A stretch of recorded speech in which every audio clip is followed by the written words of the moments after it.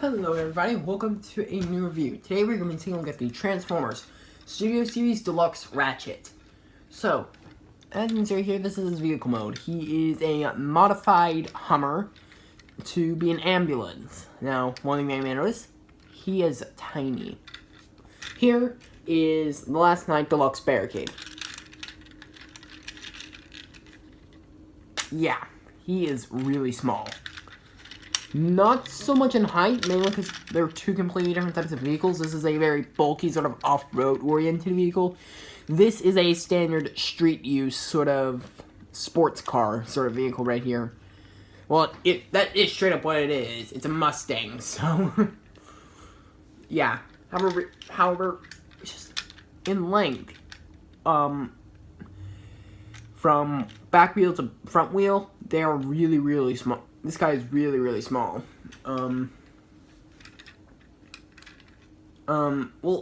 However, and another thing is, he's not very detailed.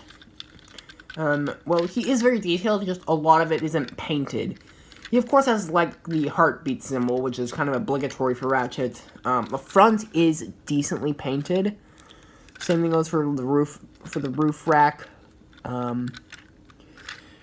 It's not exactly obvious right now, but the windshield is actually translucent. Is actually translucent. It's just tinted very heavily. However, really, oh yes, and the back windows right here are painted. But other than that, there's a lot of really nice paneling, tool detailing on here. They even molded in a little gas cap right here. And they put all of it to waste. I may just go over it with, like, a Sharpie or something. Or maybe even, like, a Gundam pen. And maybe that's how maybe that will make it look a little bit better. They even went through the trouble of molding in windshield wipers right down here. And none of it is painted. Sure, I'm not taking, like, a masterpiece paint job from a figure like this. But really, it's part of something called the Studio Series. At least paint it a little more. This is his weapon. It's a saw blade. A saw blade that you cannot... There we go. A saw blade that you can't see because it's so overly reflective. Now, on to transformation. Yeah, transformation on this guy is kinda... Well, it's interesting, to say the least. So you want to pop up the entire sort of, like, patient's quarters right here. You want to lift, like, this entire section up, and then fold back these panels right here.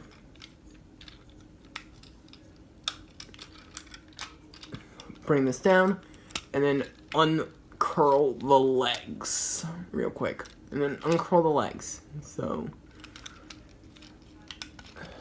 there we go. Now you want to take the feet, fold them forward like this, turn them around. And there we go. Next, you want to take these well, actually, we'll save that for last. We'll save it when we actually have to do it. Next up, we will come to the front and sort of take these sections on the sides, just sort of pull them out. Yeah, this screw bit right here, by the way, is a soft plastic, so you don't have to worry about breaking it at all when transforming him back. You want to straighten out his arm. Same thing with the other side. This is when we can sort of fold it forward, and then we get to the interesting part. This entire section right here spins around.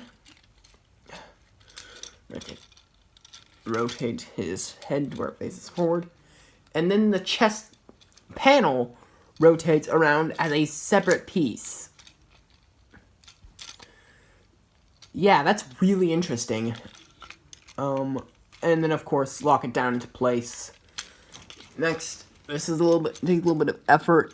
You want to sort of wedge your fingernails into the little bumper section right here, and then flick it down, and then try to get it untabbed. Mine is just really strong, and then flick it down. So There we go. Next, let's just kind of fix the arms up a little bit. You want to take the wheel section right here, rotate it around like this, same with the other side. Bring the arms to where, swing the arms around to where this little pen right here faces front, and then curl the sort of wheel section around it, and then there's a little groove in there that the tab plugs into. Same as the first.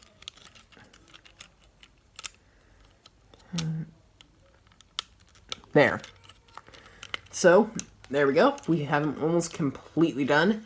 And finally, we come to the back and just sort of fold this section up. And just sort of fold the entire section up. And then, there we go. And then, we simply mount the saw blade on his arm. And then we have Ratchet in his robot mode. In general, this robot mode is quite, how shall I put this, plain. If I can actually get a good shot of his face.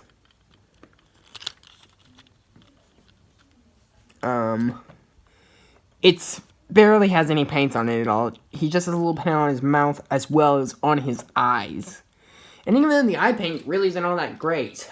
Mine, one eye, the paint is completely uneven on the eyes, as you can probably tell. However, other than that, the paint apps that he does have are really, really nice. You can see he has little fake brush guards right here, despite the fact that these lights are clearly right here. Not to mention, it's actually uneven to the actual amount of lights that he has, like large lights that he has on there. He has 3 large lights right here, and then 4 large lights on his shoulders. However, he has little stripes going down there. Looks decently accurate. He has like all these little piston detailings on him. Once again, a lot of good molded detailing. It's just not painted. He even has like unlittle necessary detailings right there, and even on the inside, on the part that is covered up by these panels. Yeah, it's really, really sad. I also wish that this plugged in a little looser so it could actually work like an actual saw blade. Yeah, articulation though is pretty decent. Arms can go front and back here. Well, they can go back and forth here. Can go back, up and down here, back and forth. They can go up and down right here. Bend at the elbow. Mine is a little tight. The arms can come, his shoulder section comes apart really easily. Swivel at the head. Mine is a little tight. Hips are on a ball joint. Bend at the knee. Bend at the knee. And ball joint at the ankles. And I can't tell if these bits right here, these little piston bits, are an actual joint. But in general, it's not a bad figure. It's a great mold. It's a really good mold, actually. However, the thing is, it's just not painted good enough. Not to mention, I didn't quite mention this in vehicle mode, but his hands are exposed. I will point that out maybe like a little light in a few like post-production, a few like after review little pictures. Yeah, his hands are completely exposed in vehicle mode. Nothing covers them. And along with that, this is one of the worst backpacks, like one of the ugliest looking backpacks I've seen on a Transformer. Yes, it fits fairly flush against the body, and it's not as bad as a backpack and it's not as bad as, say, 2007 Optimus Prime's backpack. But still, we have like this entire like roof rack section down here just sort of hanging off, and just looks so bad. It's ugly. Actually, I just realized something. These are the roof rack pieces. I just realized, the roof rack has 4 lights on it. So yeah, these are the roof rack bits, not actual bits of the brush guard. However, really, if you're gonna get this figure, you better be prepared to break out a Sharpie, a Gundam pen, like a silver Sharpie, black Gundam, like a black and silver Sharpie or black and silver Gundam pen, and spruce this guy up majorly, because he desperately needs it. So, unless you're, like, against painting toys, like, customizing toys, I would definitely recommend sprucing this guy up. However, as he is, he's a good mold. I do think that this is one of the best Ratchet molds that we've had so far.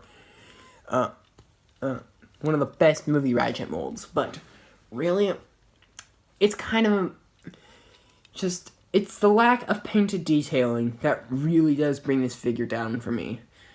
So, yeah, I would consider it, pick it up if you're, like a Transformers movie fan, or you're just trying to, or if you're, like, a studio completionist, you're probably gonna pick them up anyway, but, I haven't seen the full-on Takara version, but, however, yeah, anyway, that is my review of, the Transformers Studio Series Deluxe Ratchet, and I will see you again next time. Bye! As you can see, his hands are exposed down there at the bottom, and yes, the pistons are in fact joints.